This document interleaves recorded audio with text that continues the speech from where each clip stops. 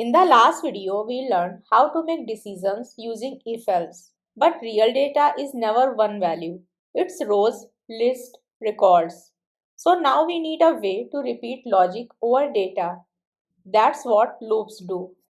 A for loop lets you run the same logic once for each item in a collection.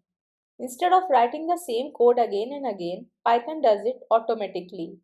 This is essential for processing datasets, checking values, cleaning data, and applying rules row by row.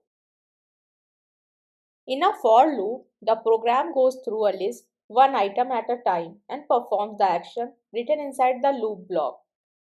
Let's move to the code editor to understand how looping over a list works. First, we declare a list called prices with the values 100, 250, and 400. Now we loop through this list using a for loop and print each price. What happens internally is simple.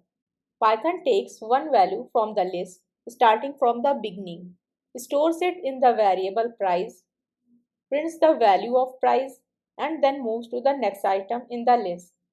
This continues until there are no values left in the list.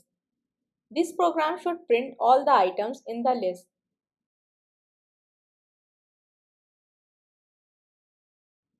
Let's run the code and check the output.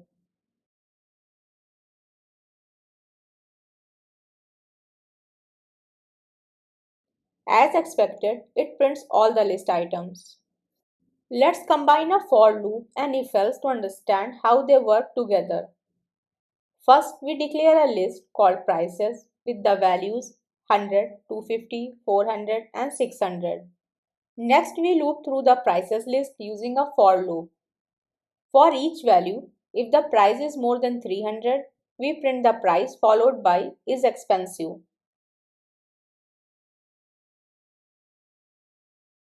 Otherwise, we print the price followed by is affordable. Now let's dry run this code. For the first time, 100. Since 100 is not more than 300, the program prints 100 is affordable. Next, 250. This is also less than 300, so the program prints 250 is affordable. Next, 400. Since 400 is more than 300, the program prints 400 is expensive. Finally, 600. Since 600 is more than 300, the program prints 600 is expensive. Now let's run the code and check the output. As you can see, the output matches our expectations.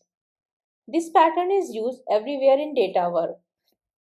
Now let's understand how to loop through the characters of a string. We declare a variable called name with the string value data. Then we use a for loop to iterate through each character in the string. The program processes the string one character at a time and prints each character. Let's run the code and check the output. As expected, all the characters are printed in the terminal, one per line. This is useful later for text cleaning, feature extraction, and NLP basics. Now let's understand how to loop over a dictionary. We have a dictionary called marks where the keys are the subject names, the values are the scores. To loop through a dictionary, we use a for loop with the dot items method. Here is what happens. Dot items returns each key and value together.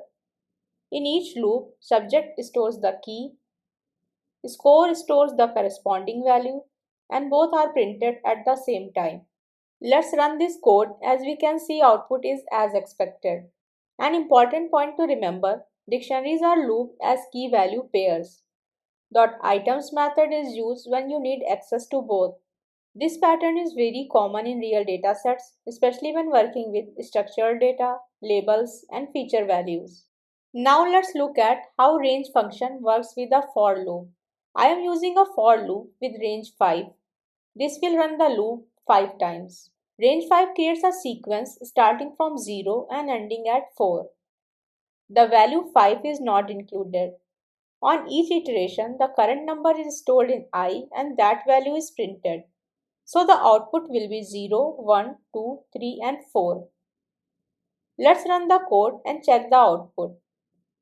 As expected, it prints 0, 1, 2, 3, and 4. Now let's see common beginner mistakes. First, forgetting indentation. Next, expecting loop to run once. Next, using wrong variable name. And the last one is modifying list incorrectly inside loop. Loop always follow indentation rules. You can use this to easily remember. Loop means repeat and if else means decision. Together they form the core of programming logic. Most data pipelines are built on this combination. Now let's wrap up.